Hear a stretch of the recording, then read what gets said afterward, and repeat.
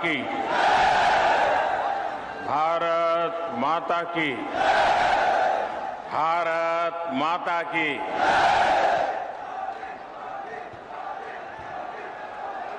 बुंदेलखंड की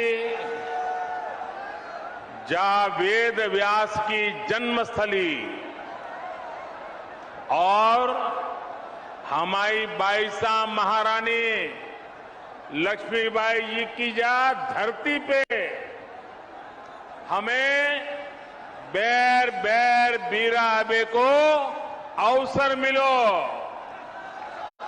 हमें बहुत ही प्रसन्नता। नमस्कार। उत्तर प्रदेश के लोकप्रिय मुख्यमंत्री योगी आदित्यनाथ जी, यूपी के उप मुख्यमंत्री श्री केशव प्रसाद मौर्य जी, उप मुख्यमंत्री श्री ब्रजेश पाठक जी, केंद्रीय मंत्रिमंडल के मेरे सहयोगी और इसी क्षेत्र के वासी श्री भानु प्रताप सिंह जी, यूपी सरकार के मंत्रीगण, सांसदगण, विधायकगण, अन्य जनप्रतिनिधि और बुंदेलखंड के मेरे प्यारे बहनों और भाइयों, यूपी के लोगों को, बुंदेलखंड के सभी बहनों भाइयों को आधुनिक बुंदेलखंड एक्सप्रेसवे, इसके लिए बहुत बहुत बधाई, बहुत बहुत शुभकामनाएं। ये एक्सप्रेसवे बुंदेलखंड की गौरवशाली परंपरा को समर्पित है। जिस धरती ने अनगिनत शूरवीर पैदा किए, जहां के खून में भारत भक्ति बहती है, जहां के बेटे बेटियों के पराक्रम और परिश्रम ने हमेशा देश का नाम रोशन किया है, उस बुंदेलखंड की धरती को आज एक्सप्रेस वे का ये उपहार देते हुए उत्तर प्रदेश के सांसद के नाते, उत्तर प्रदेश के जनप्रतिनिधि के नाते मुझे विशेष खुशी मिल रही है। भाइयों और बहनों, मैं दशकों से उत्तर प्रदेश आता जाता रहा। यूपी के आशीर्वाद से पिछले 8 साल से देश का प्रधान सेवक के रूप में कार्य करने का आप सबने जिम्मा दिया है। लेकिन मैंने हमेशा देखा था, अगर उत्तर प्रदेश में 2 महत्वपूर्ण चीजें जोड़ दी जाए, उसकी कमी को अगर पूरा कर दिया जाए, तो उत्तर प्रदेश चुनौतियों को चुनौती देने की बहुत बड़ी ताकत के साथ खड़ा हो जाएगा।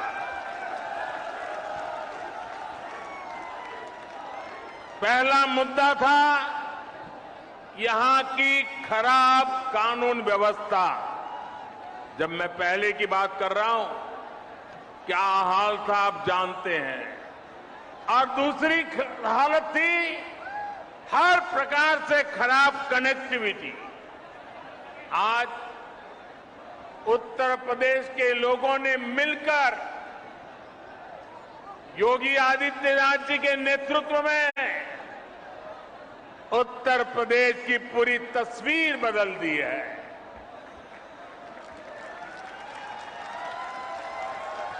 योगी जी के नेतृत्व वाली सरकार में कानून व्यवस्था भी सुधरी है और कनेक्टिविटी भी तेज से सुधर रही है।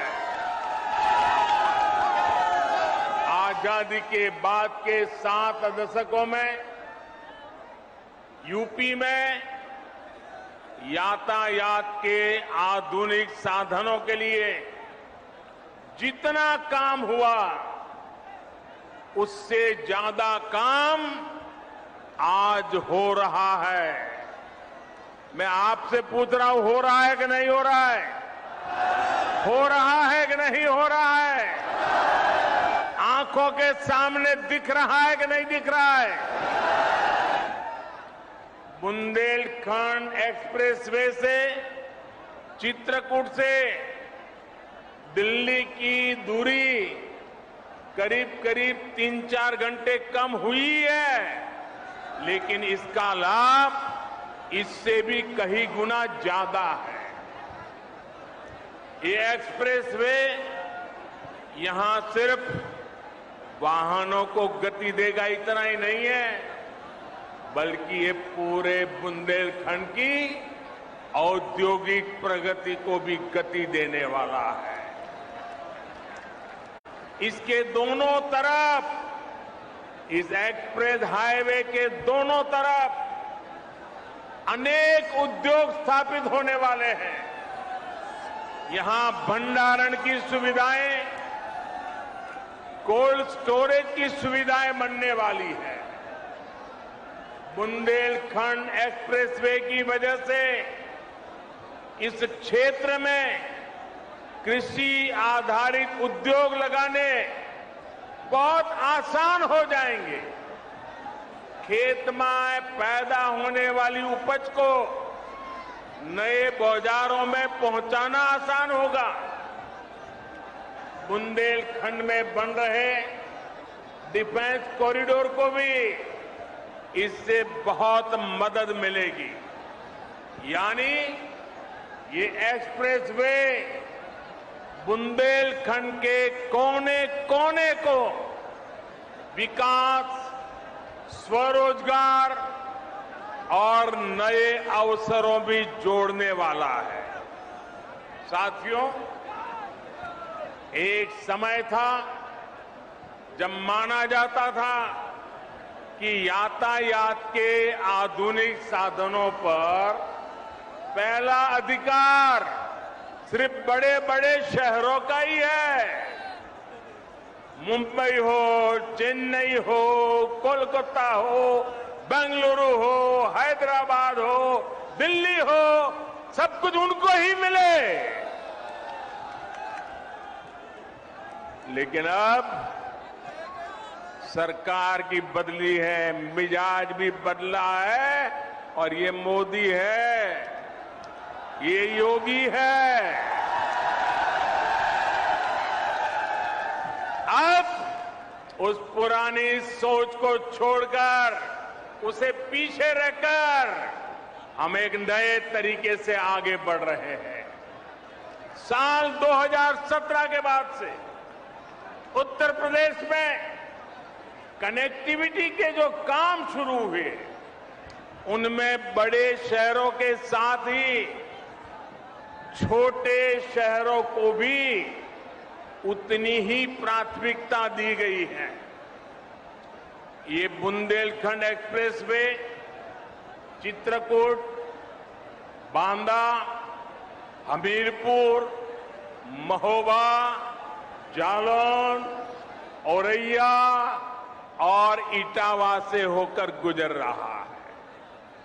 पूर्वांचल एक्सप्रेसवे लखनऊ के साथ ही बाराबंकी, अमेठी, सुल्तानपुर, अयोध्या, अंबेडकर नगर, आजमगढ़, मऊ और गाजीपुर से गुजर रहा है। गोरखपुर लिंक एक्सप्रेस अंबेडकर नगर, संत कबीर नगर और आजमगढ़ को जोड़ता है। गंगा एक्सप्रेसवे मेरठ, हापुड़, बुलंदशहर, अमरोहा, संभल, बदायूं, शाहजहांपुर, हरदोई, उन्नाव, रायबरेली, प्रतापगढ़ और प्रयागराज को जोड़ने का काम करेगा।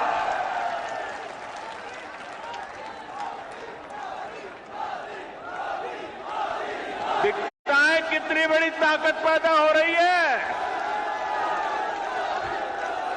उत्तर प्रदेश का हर कोना नए सपनों को लेकर के, नए संकल्पों को लेकर के अब तेज गति से दौड़ने के लिए तैयार हो चुका है।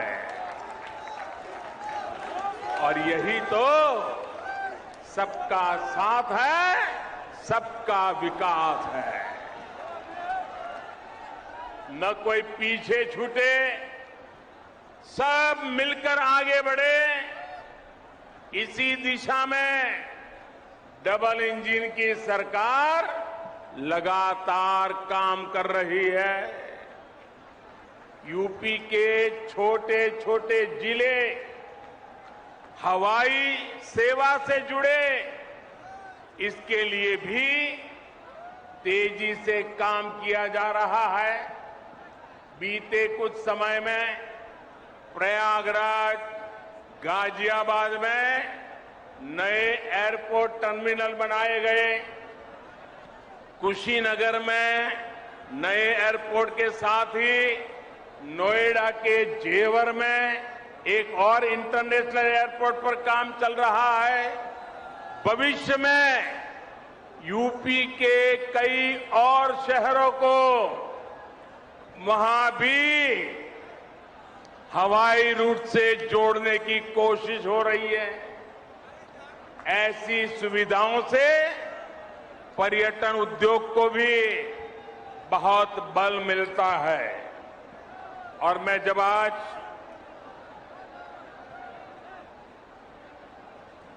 यहां मंच पर आ रहा था तो उसके पहले मैं इस बुंदेलखंड एक्सप्रेसवे का प्रेजेंटेशन देख रहा था, एक मॉड्यूल लगाया वो देख रहा था। और मैंने देखा कि इस एक्सप्रेसवे के बगल में जो जो स्थान है वहां पर कई सारे किले हैं। सिर्फ झांसी का ही किला है ऐसा नहीं, कई सारे किले हैं। आप में से जो विदेश की दुनिया जानते होंगे उनको मालूम होगा, यूरोप के कई देश ऐसे हैं जहां पर किले देखने का एक बहुत बड़ा टूरिज्म उद्योग चलता है और दुनिया के लोग पुराने किले देखने के लिए आते हैं। आज बुंदेलखंड एक्सप्रेसवे बनने के बाद मैं योगी जी की सरकार को कहूंगा कि आप भी इन किलों को देखने के लिए एक शानदार टूरिज्म सर्किट बनाइए। दुनिया भर के टूरिस्ट यहां आए और मेरे बुंदेलखंड की ताकत को देखे। इतना ही नहीं, मैं आज योगी जी से आग्रह एक और करूंगा। आप उत्तर प्रदेश के नौजवानों के लिए इस बार जब ठंड की सीजन शुरू हो जाए, मौसम ठंडी का शुरू हो जाए, तो किले चढ़ने की स्पर्धा आयोजित कीजिए और परंपरागत रास्ते से नहीं, कठिन से कठिन रास्ता तय कीजिए और नौजवान को बुलाइए। कौन जल्दी से जल्दी चढ़ता है, कौन किले पर सवार होता है। आप देखना उत्तर प्रदेश के हजारों नौजवान इस स्पर्धा में जुड़ने के लिए आ जाएंगे और उसके कारण बुंदेलखंड में लोग आएंगे, रात को मुकाम करेंगे, कुछ खर्चा करेंगे, रोजी रोटी के लिए बहुत बड़ी ताकत खड़ी हो जाएगी। साथियों, एक एक्सप्रेस में कितने प्रकार के कामों को अवसर का जन्म दे देता है। साथियों, डबल इंजन की सरकार में आज यूपी जिस तरह आधुनिक हो रहा है, ये वाकई अभूतपूर्व है। जिस यूपी में जरा याद रखना दोस्तों, मैं जो कह रहा हूं याद रखोगे? याद रखोगे? जरा हाथ ऊपर करके बताओ, याद रखोगे? पक्का याद रखोगे? बार बार लोगों को बताओगे? तो याद रखिए, जिस यूपी में सरयू नहर परियोजना का पूरा होने में 40 साल लगे, जिस यूपी में गोरखपुर फर्टिलाइजर प्लांट 30 साल से बंद पड़ा था, जिस यूपी में अर्जुन डैम परियोजना को पूरा होने में 12 साल लगे, जिस यूपी में अमेठी राइफल कारखाना सिर्फ एक बोर्ड लगा करके पड़ा हुआ था, जिस यूपी में रायबरेली रेल कोच फैक्ट्री डिब्बे नहीं बनाती थी, सिर्फ डब्बों का रंग रोगान करके काम चला रही थी, उस यूपी में अब इंफ्रास्ट्रक्चर पर इतनी गंभीरता से काम हो रहा है कि उसने अच्छे अच्छे राज्यों को भी पीछे छोड़ दिया है। दोस्तों, पूरे देश में अब यूपी की पहचान बदल रही है। आपको गर्व होता है कि नहीं होता है? आज यूपी का नाम रोशन हो रहा है, आपको गर्व हो रहा है कि नहीं हो रहा है? आप पूरा हिंदुस्तान यूपी के प्रति बड़े अच्छे भाव से देख रहा है, आपको आनंद हो रहा है कि नहीं हो रहा है? और साथियों, बात सिर्फ हाईवे या एयरवे की नहीं है। शिक्षा का क्षेत्र हो, मैन्युफैक्चरिंग का क्षेत्र हो, खेती किसानी हो, यूपी हर क्षेत्र में आगे बढ़ रहा है।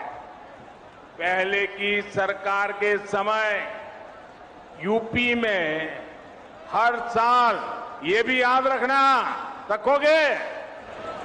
रखोगे? जरा हाथ ऊपर करके बताओ, रखोगे? पहले की सरकार के समय यूपी में हर साल औसतन 50 किलोमीटर रेल लाइन का दोहरीकरण होता था। कितने किलोमीटर? कितने किलोमीटर? 50। पहले, हमारे आने से पहले रेलवे का दोहरीकरण 50 किलोमीटर। मेरे उत्तर प्रदेश के नौजवानों, भविष्य कैसे गढ़ता है देखिए। आज औसतन 200 किलोमीटर का काम हो रहा है। 200 किलोमीटर रोड लाइन का दोहरीकरण हो रहा है। 2014 से पहले यूपी में सिर्फ 11,000 कॉमन सर्विस सेंटर थे। जरा आंकड़ा याद रखिए, कितने?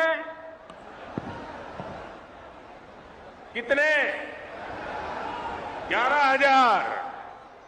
आज यूपी में 1,30,000 से ज्यादा कॉमन सर्विस सेंटर काम कर रहे हैं। ये आंकड़ा याद रखोगे? एक समय में यूपी में सिर्फ 12 मेडिकल कॉलेज हुआ करते थे। आंकड़ा याद रहा? कितने मेडिकल कॉलेज? जरा जोर से बताइए, कितने? 12 मेडिकल कॉलेज।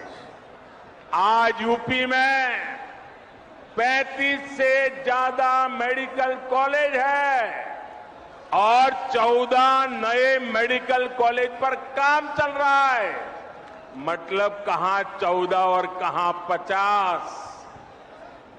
भाई और बहनों, विकास की जिस धारा पर आज देश चल रहा है, उसके मूल में 2 प्रमुख पहलू हैं।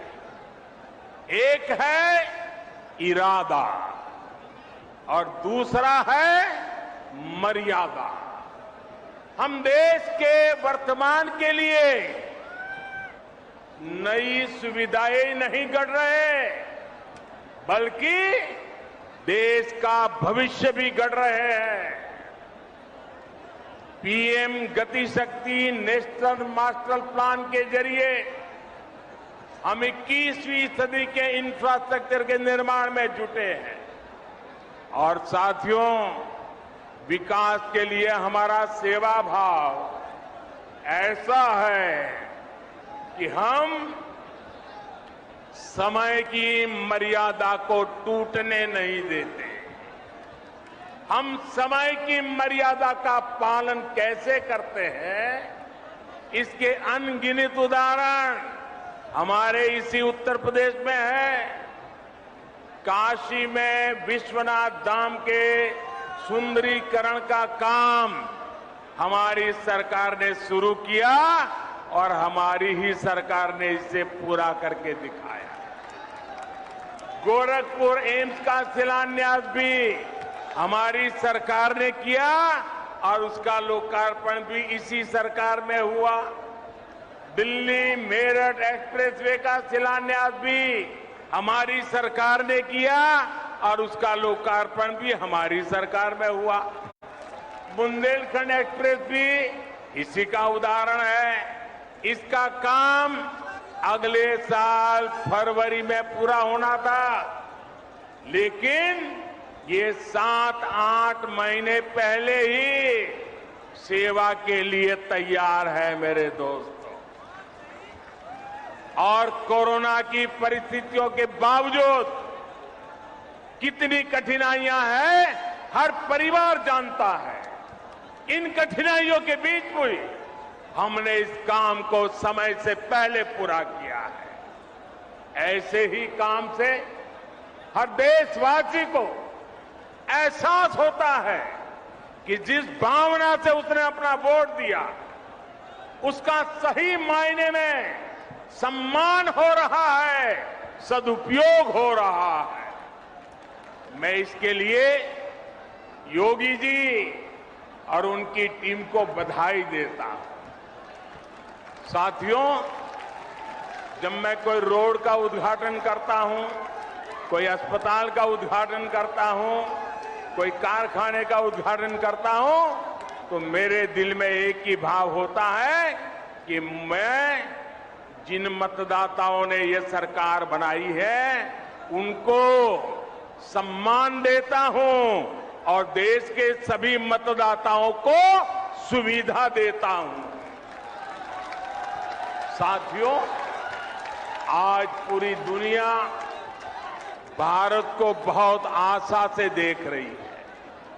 हम अपनी आजादी के 75 वर्ष का पर्व मना रहा है।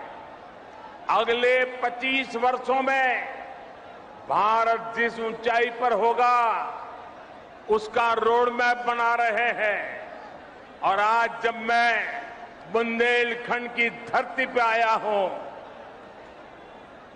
झांसी की रानी लक्ष्मीबाई के इलाके में आया हूं, यहां से इस वीर भूमि से मैं हिंदुस्तान के 6 लाख से भी ज्यादा गांव के लोगों को करबद्ध प्रार्थना करता हूं कि आज जो हम आजादी का पर्व मना रहे हैं, इसके लिए सैकड़ों वर्षों तक हमारे पूर्वजों ने लड़ाई लड़ी है, बलिदान दिए हैं, यातनाएं झेली है। जब 75 वर्ष है, हमारा दायित्व बनता है अभी से योजना बनाए। आने वाला 1 महीना 15 अगस्त तक हर गांव में अनेक कार्यक्रम हो, गांव मिलकर के याद कार्यक्रम करे, आजादी का अमृत महोत्सव बनाने की योजना बनाए, वीरों को याद करे, बलिदानियों को याद करे, स्वातंत्र सेनानियों को याद करे। हर गांव में नया संकल्प लेने का एक वातावरण बने, ये मैं सब देशवासियों को आज इस वीरों की भूमि से प्रार्थना करता हूं। साथियों, आज भारत में ऐसा कोई भी काम नहीं होना चाहिए जिसका आधार वर्तमान की आकांक्षा और भारत के बेहतर भविष्य से जुड़ा हुआ न हो।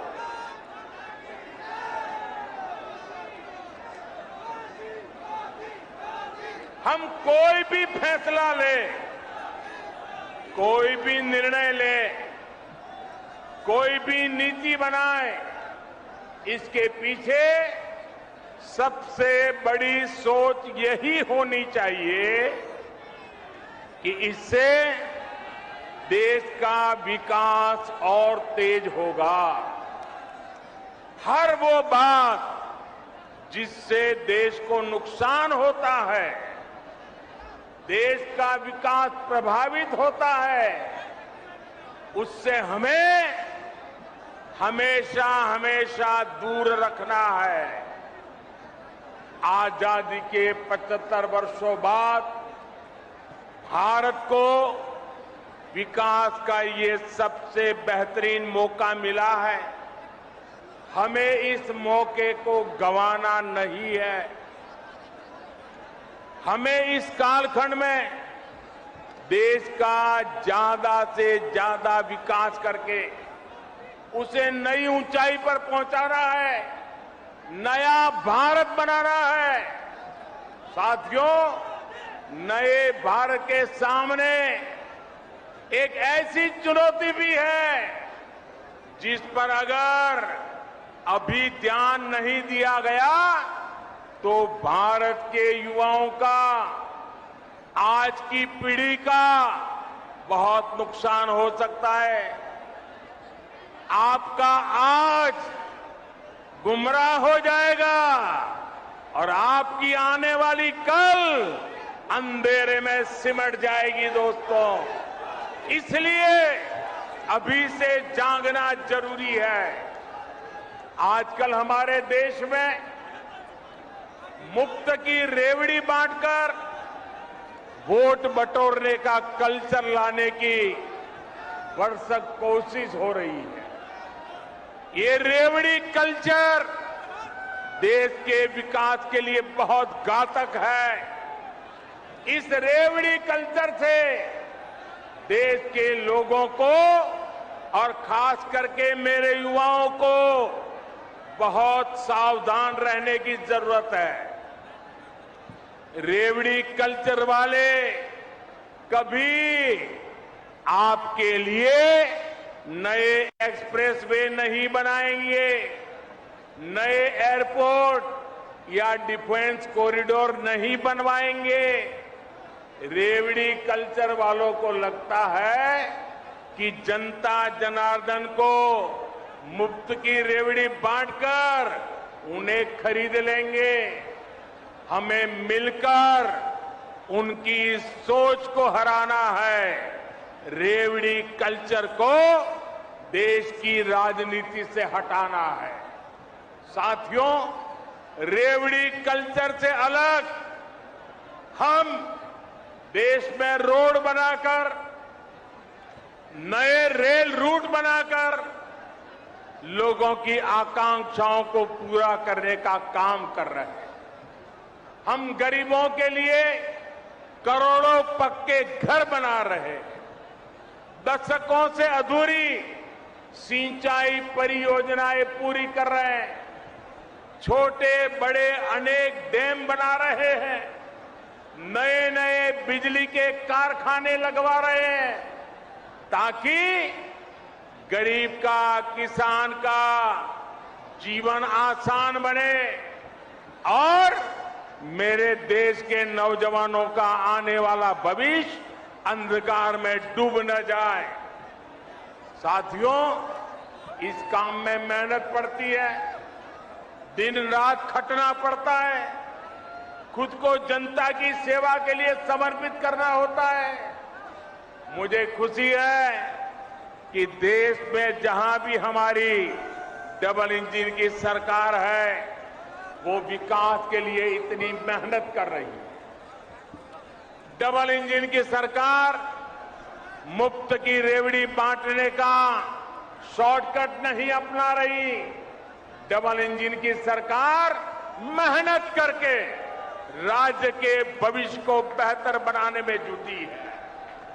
और साथियों, आज मैं आपको एक और बात भी कहूंगा।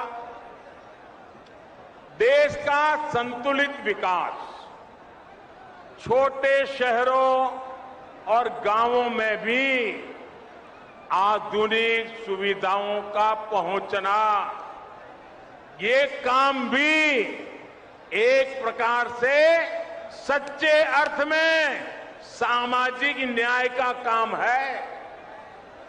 जिस पूर्वी भारत के लोगों को, जिस बुंदेलखंड के लोगों को दशकों तक सुविधाओं से वंचित रखा गया, आज जब वहां आधुनिक इंफ्रास्ट्रक्चर बन रहा है तो ये सामाजिक न्याय भी हो रहा है। यूपी के जिन जिलों को पिछड़ा मानकर उन्हें अपने हाल पर छोड़ दिया गया था, वहां जब विकास हो रहा है तो ये भी एक तरह का सामाजिक न्याय है।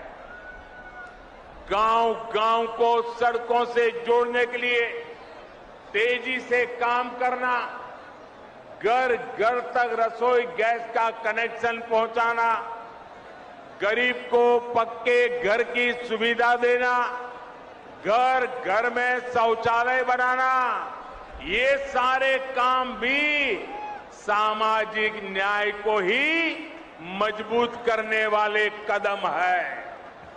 बुंदेलखंड के लोगों को भी हमारी सरकार के सामाजिक न्याय भरे कार्यों से बहुत लाभ हो रहा है। भाइयों और बहनों, बुंदेलखंड की एक और चुनौती को कम करने के लिए हमारी सरकार निरंतर काम कर रही है। हर घर तक पाइप से पानी पहुंचाने के लिए हम जल जीवन मिशन पर काम कर रहे हैं। इस मिशन के तहत बुंदेलखंड के लाखों परिवारों को पानी का कनेक्शन दिया जा चुका है। इसका बहुत बड़ा लाभ हमारी माताओं, हमारी बहनों को हुआ है। उनके जीवन में मुश्किलें कम हुई है। हम बुंदेलखंड में नदियों के पानी को ज्यादा से ज्यादा लोगों तक पहुंचाने के लिए लगातार प्रयास कर रहे हैं। रतौली बांध परियोजना, भावनी बांध परियोजना और मझगांव चिल्ली स्प्रिंकलर सिंचाई परियोजना ऐसे ही प्रयासों का परिणाम है। केन बेतवा लिंक प्रोजेक्ट के लिए हजारों करोड़ रुपए स्वीकृत किए जा चुके हैं। इससे बुंदेलखंड के बहुत बड़े हिस्से का जीवन बदलने वाला है। साथियों, मेरा बुंदेलखंड के साथियों से एक और आग्रह भी है। आजादी के 75 वर्ष के अवसर पर देश के अमृत सरोवरों के निर्माण का संकल्प लिया है। बुंदेलखंड के हर जिले में भी 75 अमृत सरोवर बनाए जाएंगे। ये जल सुरक्षा के लिए, आने वाली पीढ़ियों के लिए बहुत बड़ा काम हो रहा है। मैं आज आप सभी से कहूंगा, इस नेक काम में मदद के लिए ज्यादा से ज्यादा संख्या में आगे आए। अमृत सरोवर के लिए गांव-गांव कार सेवा का अभियान चलना चाहिए। भाइयों और बहनों, बुंदेलखंड के विकास में बहुत बड़ी ताकत यहां के कुटीर उद्योगों की भी है। आत्मनिर्भर भारत के लिए हमारी सरकार द्वारा इस कुटीर परंपरा पर भी बल दिया जा रहा है। मेक इन इंडिया भारत की इसी कुटीर परंपरा से सशक्त होने वाला है। छोटे प्रयासों से कैसे बड़ा प्रभाव पड़ रहा है, इसका एक उदाहरण मैं आज आपको भी और देशवासियों को देना चाहता हूं। साथियों, भारत हर साल करोड़ों रुपए के खिलौने दुनिया के दूसरे देशों से मंगाता रहा है। अब बताइए, छोटे छोटे बच्चों के लिए छोटे छोटे खिलौने ये भी बाहर से लाए जाते थे, जबकि भारत में खिलौने बनाना तो पारिवारिक और पारंपरिक उद्योग रहा, पारिवारिक व्यवसाय रहा है। उसे देखते हुए मैंने भारत में खिलौना उद्योग को नए सिरे से काम करने का आग्रह किया। लोगों से भी भारतीय खिलौनों को खरीदने की अपील की थी। इतने कम समय में सरकार के स्तर पर जो काम करने जरूरी था वो भी हमने किया। इन सब का नतीजा ये निकला कि आज, और हर हिंदुस्तानी को गर्व होगा, मेरे देश के लोग सच्ची बात को कैसे दिल से ले लेते हैं, इसका ये उदाहरण है। इस सब का नतीजा ये निकला कि आज विदेश से आने वाले खिलौनों की संख्या बहुत बड़ी मात्रा में कम हो गई है। मैं देशवासियों का आभार व्यक्त करता हूं। इतना ही नहीं, भारत से अब बड़ी संख्या में खिलौने विदेश में जाने लगे। इसका लाभ किसे मिला है? खिलौने बनाने वाले हमारे ज्यादातर साथी गरीब परिवार है, दलित परिवार है, पिछड़े परिवार है, आदिवासी परिवार है। हमारी महिलाएं खिलौने बनाने के काम में जुड़ी रहती है। इस उद्योग से हमारे इन सब लोगों को लाभ हुआ है। झांसी, चित्रकूट, बुंदेलखंड में तो खिलौनों की बड़ी समृद्ध परंपरा रही है। इन्हें भी डबल इंजन की सरकार द्वारा प्रोत्साहित किया जा रहा है। साथियों, शूरवीरों की धरती बुंदेलखंड के वीरों ने खेल के मैदान पर भी विजय पताका फहराई है। देश के सबसे बड़े खेल सम्मान का नाम अब बुंदेलखंड के सपूत मेजर ध्यानचंद के नाम पर ही है। ध्यानचंद जी ने जिस मेरठ में काफी समय गुजारा था, वहां पर उनके नाम से एक स्पोर्ट्स यूनिवर्सिटी भी बनाई जा रही है। कुछ समय पहले हमारी झांसी की ही एक बिटिया शैली सिंह ने भी कमाल करके दिखाया। हमारे ही बुंदेलखंड की बेटी शैली सिंह ने लंबी कूद में नए नए रिकॉर्ड बनाने वाली शैली सिंह पिछले साल अंडर 20 वर्ल्ड एथलेटिक चैंपियनशिप में सिल्वर मेडल भी जीता है। बुंदेलखंड ऐसी युवा प्रतिभाओं से भरा हुआ है। यहां के युवाओं को आगे बढ़ने का खूब अवसर मिले, यहां से पलायन रुके, यहां आधुनिक इंफ्रास्ट्रक्चर बने, इसी दिशा में हमारी सरकार काम कर रही है। यूपी ऐसे ही सुशासन की नई पहचान को मजबूत करता रहे, इसी कामना के साथ आप सभी को बुंदेलखंड एक्सप्रेस के लिए फिर से बहुत बहुत बधाई।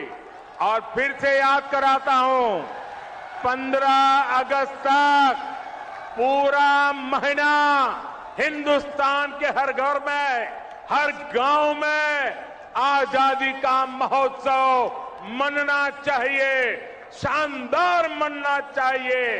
आप सबको बहुत शुभकामनाएं, बहुत बहुत धन्यवाद।